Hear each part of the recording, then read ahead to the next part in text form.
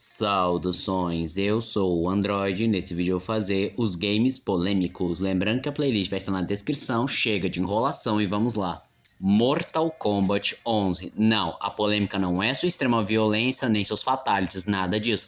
A polêmica em questão é que algumas pessoas ficaram complexadas com o final do Jax do modo arcade, em que ele usa o poder supremo para poder apagar o racismo da história, e muita gente considerou que ele apenas usou o poder como uma forma de racismo reverso, entre muitas aspas. Estou colocando entre aspas porque eu sei que não existe racismo reverso, pois tudo é racismo. Mas aí então essas pessoas consideraram que nesse final ele apenas ferrou os brancos para ajudar os negros. Nidoqueen em Pokémon Stadium. No jogo Pokémon Stadium, quando você escolhia a Nidoqueen, ela fazia esse movimento singelo de mexer nos próprios seios, só que muita gente considerou um tanto inapropriado e sexual demais, e quando veio principalmente aqui para o ocidente, removeram esse movimento ou suavizaram. Marian é um jogo criado por um desenvolvedor da Arábia Saudita que conta a história de uma menina pálida que está perdida e pede ajuda para o jogador. E conforme você vai ajudando, chega um momento que ela para de perguntar direções e começa a perguntar coisas como onde você mora, qual é o seu nome, qual é a sua senha do Facebook. E muita gente começou a achar muito esquisito, não era só apenas um terror psicológico, parecia que o jogo realmente estava te observando e coletando dados. A polícia do Emirados Árabes Unidos foi acionada, eles investigaram o desenvolvedor do jogo, que negou absolutamente tudo, e vários hackers e pessoas que analisaram o código não viram absolutamente nada de suspeito, e apenas essas perguntas foram feitas para o terror psicológico. De qualquer forma, o estrago já estava feito, e eles baniram de vez esse jogo, alegando que poderia causar danos psicológicos irremediáveis nas crianças. Divinity. Recentemente saiu o trailer do novo Divinity, que apresentava uma comemoração pagã, com muita gente se divertindo, sorrindo, mas à noite tudo mudava com um homem vestido uma roupa de culto, botando fogo numa estátua de madeira com um homem ali dentro, muito semelhante ao Homem de Palha, como uma forma de sacrifício em prol dos deuses da colheita, mas depois acabava se transformando numa invocação demoníaca que ceifava a vida de algumas pessoas. E o trailer gerou bastante repercussão devido ao seu clima sombrio e bizarro.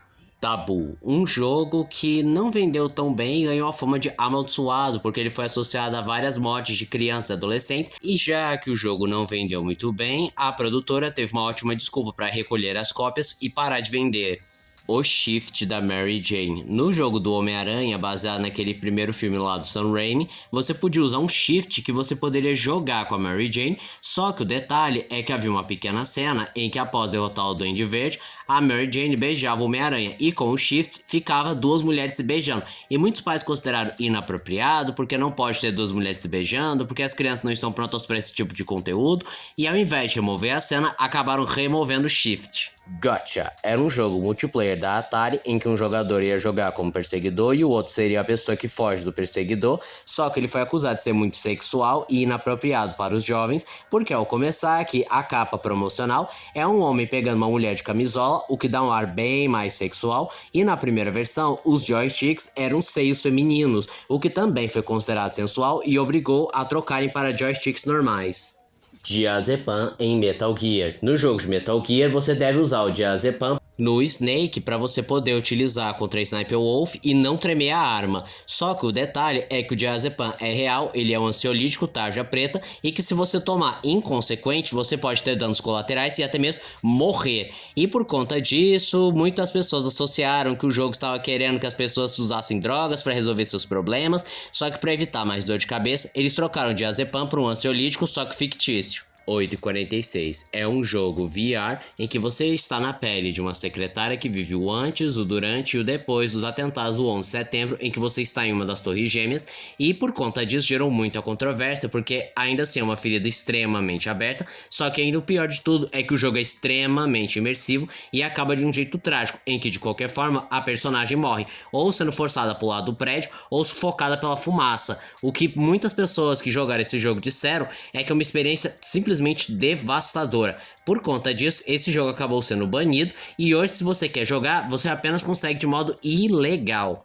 Bayonetta 3. Tudo começa quando a dubladora Helena Taylor, a voz da Bayonetta, afirma que foi tirada do jogo porque ela se recusou a dublar por causa de um valor baixíssimo, cerca de 4 mil dólares, que pra dublar um jogo inteiro é uma miséria, e isso afetou ela de um jeito que atacou a depressão, a ansiedade dela, ela pensou em se matar, e apesar dela ter dito para a nova dubladora que desejava tudo de bom, ela não tinha direito de dizer que era a voz original da Bayonetta, e ainda pediu para que os fãs boicotassem o jogo e fossem gastar o dinheiro com qualquer outra coisa. Isso reacendeu uma discussão sobre como os dubladores são tratados lá nos Estados Unidos, melhor, voz original. E os fãs foram cobrar o Hideki Kamiya, o criador da série Bayonetta, também Devil May Cry, que também é uma figura bem controversa porque ele tem mania de bloquear as pessoas no Twitter, e ele fez uma postagem como uma indireta à dubladora, só que ele sofreu denúncias em massa e teve sua conta derrubada até que ele apagou o post e reafirmou que a história está muito mal contada porque faltam alguns detalhes, que foi comprovado graças à investigação de um jornalista familiarizado com a indústria dos games, conversou com o pessoal responsável por isso, e eles afirmaram que na realidade ela ia receber 3 mil dólares por sessão, e já que ela ia passar por 5 sessões, ela ia receber 15 mil dólares, só que o Hideki Kamiya, ele deu um acréscimo de 4 mil dólares